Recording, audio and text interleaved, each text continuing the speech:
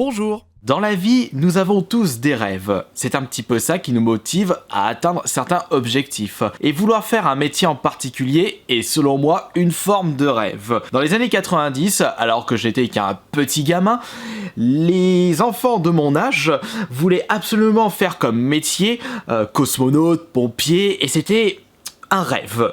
Quand j'étais tout petit, vraiment quand j'avais 6 ans, je voulais être pompier et par la suite ce n'était plus vraiment mon objectif dans la vie active. Mon rêve en tant qu'avenir professionnel était de faire un métier en rapport avec ma passion principale, les jeux vidéo. Il n'y a pas que cette passion, mais ma flamme n'est pas aussi brûlante chez mes autres passions. Depuis tout petit, je joue avec grand plaisir et vigueur aux jeux vidéo. J'avais commencé avec la NES et j'ai vu toutes les générations consoles passé. Je me suis jamais arrêté de jouer aux jeux vidéo. Je prends même à l'heure actuelle toujours autant de plaisir à découvrir, à rejouer les jeux de mon enfance. Et ça depuis plus de 26 ans. Et surtout, j'aimais bien lire les tests de jeux vidéo dans les magazines. Et je voulais devenir, comme ces personnes-là, testeur de jeux vidéo. Pouvoir gagner sa vie grâce à cette passion, pouvoir donner son avis sur les jeux que l'on a aimés ou que l'on a détestés, pouvoir débattre avec ses collègues sur nos différents avis. Cependant, par la suite, je me suis rendu compte que devenir testeur de jeux vidéo, c'était un petit peu trop compliqué à mon goût et pas aussi gratifiant par rapport au temps passé dessus. J'avais également cette peur d'être gavé d'un jeu vidéo. Il faut savoir que j'aime bien jouer à plein de jeux différents et ne pas rester sur le même jeu vidéo constamment.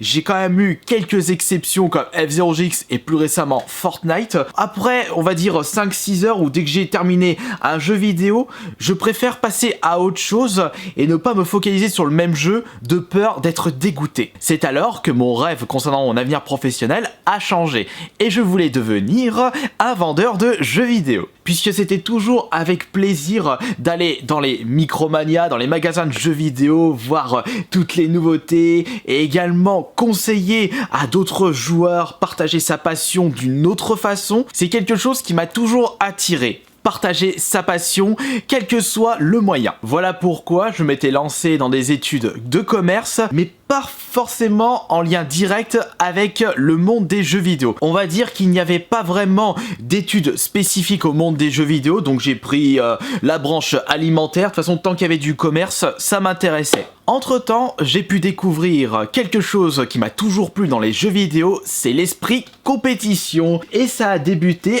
avec le Nintendo Magazine. Enfin, ça avait également débuté avec Kidsmania, mais c'était surtout le Nintendo Magazine qui m'a fait connaître le monde de la compétition de jeux vidéo avec le fait de pouvoir envoyer ses records de jeux vidéo. Je faisais ça à l'époque. Je regardais toujours le tableau des scores des différents lecteurs et j'essayais de regarder quels étaient les meilleurs scores sur mes jeux préférés. Il était hors de question pour moi de tenter de faire des super scores sur les jeux que je n'apprécie pas tant que ça. Il faut qu'avant tout, les jeux vidéo, ça soit une source de plaisir. Et ça, je n'ai jamais perdu ce principe-là. Et c'était à l'époque où j'étais à fond sur la Nintendo GameCube. Si vous regardez bien ces deux pages, je suis dans certains de ces classements. Je ne vous en dis pas plus, vous essaierez de découvrir où je suis dans le classement. Et c'était un de mes rêves, devenir le meilleur joueur sur mes jeux préférés. Mais j'avais les yeux plus gros que le ventre de ce côté-là, car je me suis rendu compte par la suite que les personnes qui passaient énormément de temps sur mes jeux préférés étaient beaucoup plus forts que moi, car ils avaient plus cet esprit de compétition. Alors que de mon côté, c'était avant tout un plaisir plutôt qu'une compétition. C'est pour cela que j'ai beaucoup de mal à améliorer mes compétences dans certains jeux vidéo. Et étant donné que je ne passe pas 7 heures d'affilée tous les jours sur un même jeu vidéo, il est beaucoup plus difficile pour moi de m'améliorer.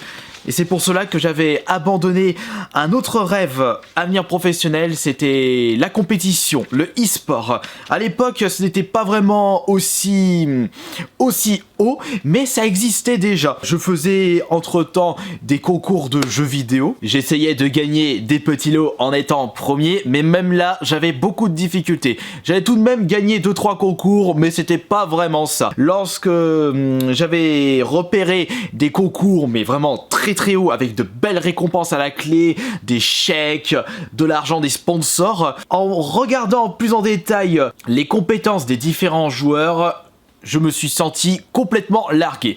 Donc ce rêve, je l'ai carrément mis de côté. Mais j'avais toujours ce petit rêve de devenir vendeur de jeux vidéo. Et entre-temps, j'ai pu découvrir l'existence de YouTube en janvier 2008. À l'époque, personne ne gagnait de l'argent avec YouTube. C'était juste un moyen de partager ses passions, les jeux vidéo par exemple, la musique. Et comme j'ai toujours été attiré par les caméras, les vidéos, j'ai commencé à proposer mes propres contenus par rapport à ma passion principale, les jeux vidéo. Et voilà pourquoi, c'est pour ça que j'ai fait une petite parenthèse avec les tournois de jeux vidéo, puisque ma toute première vidéo de YouTube, c'était un reportage sur un tournoi Smash Bros Melee à Epita, à Paris. Et de base, YouTube était pour moi un autre moyen de partager ma passion sans faire attention à la vie des autres et faire tout ce qui me passait par la tête. Comme je l'ai eu avec le dessin. J'avais débuté le dessin 2-3 ans avant YouTube, non, voire un petit peu plus, et alors que je n'y connaissais rien du tout. Juste que j'avais envie de partager les dessins qui me trottaient par la tête avec mes personnages de vidéo préférés, et j'ai réussi à faire ce qui me plaisait. C'est alors que fin 2012, plus de 4 ans après mes débuts sur YouTube, je reçois mes premiers revenus grâce à mes vidéos. C'était 50-60 euros, et j'étais super fier d'avoir gagné ne serait-ce moins de 100 euros en un mois de vidéo. C'était pour moi une véritable récompense. Je me suis senti extrêmement fier d'avoir pu générer même un petit peu d'argent grâce à ma passion. Plus le temps passait, plus mes revenus augmentaient proportionnellement au nombre de vues. Et je remarquais que quelques youtubeurs, il n'était qu'une petite poignée à l'époque, arrivaient à vivre grâce aux revenus YouTube. Et je me suis dit, bah, pourquoi pas moi? J'avais toujours en tête ce rêve de vivre de ma passion. Mais cet objectif de vivre de YouTube n'allait vraiment pas être du gâteau, puisqu'il fallait que je trouve constamment de nouvelles idées, garder une régularité, améliorer ces vidéos, même un petit peu. Et surtout, le plus dur, faire face aux cassos du net qui ne désirent pas que vous vivez de votre passion. Et logiquement, le burn-out était éliminatoire dans cet objectif. Mais le plus compliqué, c'est qu'à ce moment-là, j'avais un boulot. Il fallait que je jongle entre mon boulot professionnel et YouTube. Je faisais du 35 heures par semaine en tant que cariste. Donc pas vraiment le métier pour les chochottes. Et bonjour les mal de dos si vous portez mal les charges. Dès que je rentrais chez moi, direct, je me mettais à fond sur les tournages, les montages et trouver les idées pour mes futures vidéos de l'époque. Et je faisais ça constamment pendant des mois, pendant des années, et il m'est même arrivé, ce qui est un comble dans ma vie, de ne pas jouer aux jeux vidéo dans une journée. Ça m'était jamais arrivé auparavant. Il faut toujours que je joue un petit peu aux jeux vidéo, ne serait-ce qu'une petite heure, pendant 2 heures, parce que c'est vraiment ma principale passion, et c'est quelque chose qui me donnera toujours le sourire. Mais j'étais tellement à fond dans mon objectif que j'étais prêt à faire des sacrifices. C'est pour cela que j'avais complètement abandonné le dessin. Malheureusement, je n'arrivais pas à monter ma chaîne YouTube, c'était de plus en plus compliqué et c'est alors que j'ai décidé de passer à l'étage supérieur. J'ai plaqué mon boulot pour me consacrer à 100% sur mon YouTube. C'était un pari ultra risqué, sachant qu'à ce moment-là, ma chaîne YouTube était dans une tourmente de haine généralisée avec accumulation de fausses rumeurs en tout genre de la part de cassos qui ne voulaient pas que je vive de ma passion. C'était un carnage total, mais il était hors de question pour moi d'abandonner mon rêve, mon objectif professionnel. J'ai continué dans mes lancers malgré tout ce que je me prenais dans la tronche, je gardais la tête haute et un jour, enfin, ça a payé. Puisque grâce à vous, à travers cette vidéo, je vous annonce officiellement que je peux vivre de ma passion, les jeux vidéo, grâce à YouTube. Vivre de sa passion principale est quelque chose que beaucoup de personnes voudraient faire dans sa vie. Mais ce n'est pas si facile que ça, surtout que de mon côté, Ce n'était pas gagné d'avance. Entre mes grosses lacunes en français, je n'y connaissais rien en montage, en tournage et surtout en gestion d'entreprise. Je suis parti de rien du tout, mais comme j'avais cette motivation grandissante, je me suis sorti les doigts de mes fesses et j'ai appris tout ça sur le tas. Et car ma famille et mon entourage n'y connaissaient rien dans ces domaines-là. Je me suis fait tout seul, mais au moins le véritable avantage de ma famille, c'est pour ça que je leur fais de très gros bisous, c'est qu'ils m'ont toujours soutenu dans mes objectifs. J'avais leur soutien, mais ce n'était pas suffisant. Il me fallait également votre soutien.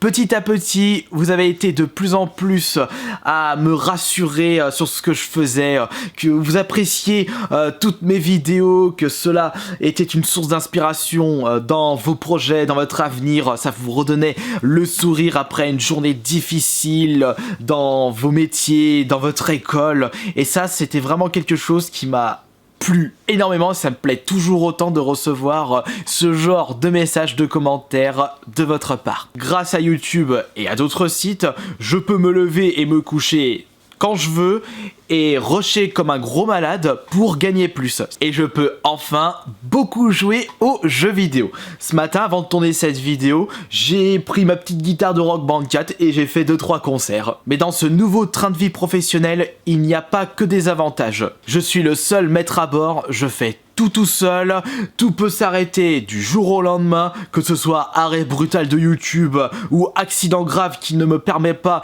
de proposer du nouveau contenu sur mes chaînes YouTube. Et il faudra que je garde toujours la tête haute pour que cette situation professionnelle dure dans le temps. Mais dis-nous Kirby, et les vacances, et cette situation professionnelle, tu n'as pas peur que ça t'affecte socialement et surtout au niveau de ta santé mentale?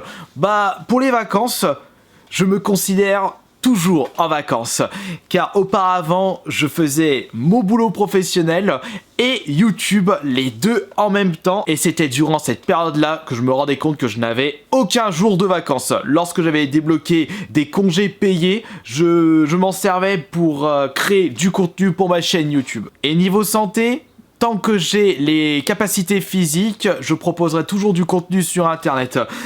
Exemple récent, c'était sur une vidéo de Fortnite. J'avais une grosse crève. Ça m'a pas empêché de tourner et de monter une vidéo parce que c'est ça qui me plaît le plus. Et même un autre exemple, c'était l'année dernière lorsque malheureusement j'ai failli perdre un œil parce que j'étais tombé sur le côté d'un meuble et le verre de ma lunette m'avait transpercé le côté de l'œil.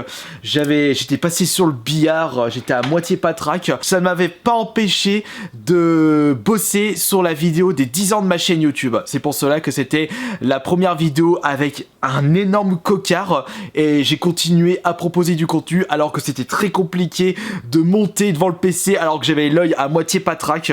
Mais ça ne m'a pas empêché de faire ce qu'il me plaît. Bon allez, c'en est fini pour ce gros blabla personnel. Ce n'était pas une vidéo travaillée ou une vidéo qui vous aura fait marrer, mais au moins ça vous aura peut-être motivé à atteindre vos objectifs, vos rêves. Faut toujours y croire et faudra vous dire que ce ne sera pas facile pour les atteindre. Croyez toujours en vos rêves, soyez bien soutenus, bien entourés dans votre vie et surtout, montrer que vous pouvez faire de très belles choses et ne pas perdre de temps en faisant de choses très inutiles sur internet. Et il y a tellement de choses à découvrir qu'il serait dommage de gaspiller son temps à faire des choses complètement inutiles. On se dit à ce soir 21h pour le prochain live Twitch. Désolé si j'ai pas pu vous proposer le live d'hier, j'étais en train de regarder Sex Education sur Netflix, une bonne petite série assez sympathique, assez marrante, des situations cocasses. Et je vais tenter de vous faire aussi une nouvelle vidéo ASMR parce que là ça commence à traîner sévère. Allez, merci beaucoup de votre soutien, merci beaucoup de tous vos likes lâchés et de tout ce que vous avez pu apporter à ma vie professionnelle et aussi à ma passion, les jeux vidéo. Et j'essaierai de continuer le plus longtemps possible tout ce que je fais sur YouTube, sur internet.